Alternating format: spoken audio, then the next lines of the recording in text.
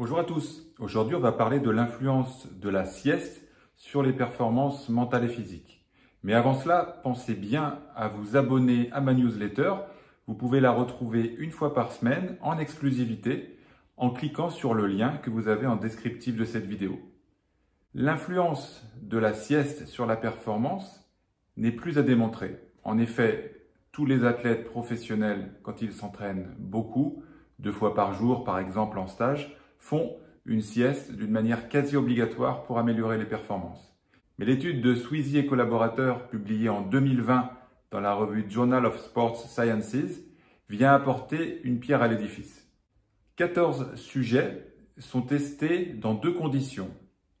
Une où il y a une nuit de 8 heures, une où il y a une nuit de 5 heures, et ces 2 conditions sont encore sous-divisées en 2 conditions. Pour chacune des 2 modalités de nuit, on a une sieste de 30 minutes ou pas, réalisée entre 13h et 13h30.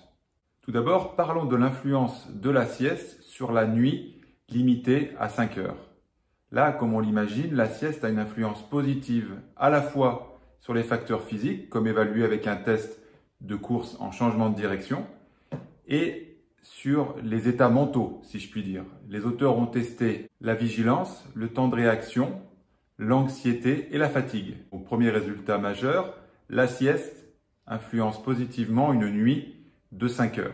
Autre résultat important, c'est lorsque la nuit est de 8 heures, donc on peut penser une nuit normale, la sieste influence aussi positivement les performances mentales et physiques. Là encore, la vigilance, le temps de réaction, l'anxiété, la fatigue et la performance sur le test de changement de direction en course à pied est positivement influencée par la sieste.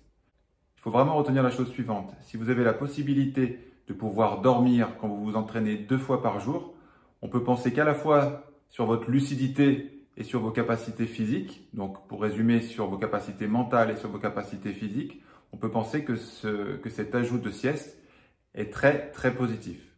Maintenant, on entend souvent dire « Ah, il ne faut pas dormir trop, ça va empêcher une nuit correcte la nuit suivante ». Il est de mon expérience que ça n'est absolument pas vrai quand les athlètes s'entraînent beaucoup. En stage, quand on s'entraîne 2 fois par jour, on peut voir des athlètes qui dorment près d'1 heure sans avoir le moindre problème d'endormissement. Alors ce ne sont pas tous les athlètes, ça n'est pas tout le temps, mais ce qu'il faut retenir, c'est la chose suivante. Quand vous vous entraînez énormément, votre sieste peut durer très longtemps, ça ne pose aucun problème tant que la nuit suivante n'est pas altérée. Donc ne vous bridez pas à vous dire je vais mettre un réveil pour que la sieste ne dure que 20 ou 30 minutes. Je dors ce que j'ai besoin de dormir et je verrai bien la nuit suivante si ma nuit est altérée. Si ça n'est pas le cas, ça veut dire que j'avais besoin de dormir pour pouvoir récupérer correctement en période de stage d'entraînement intense.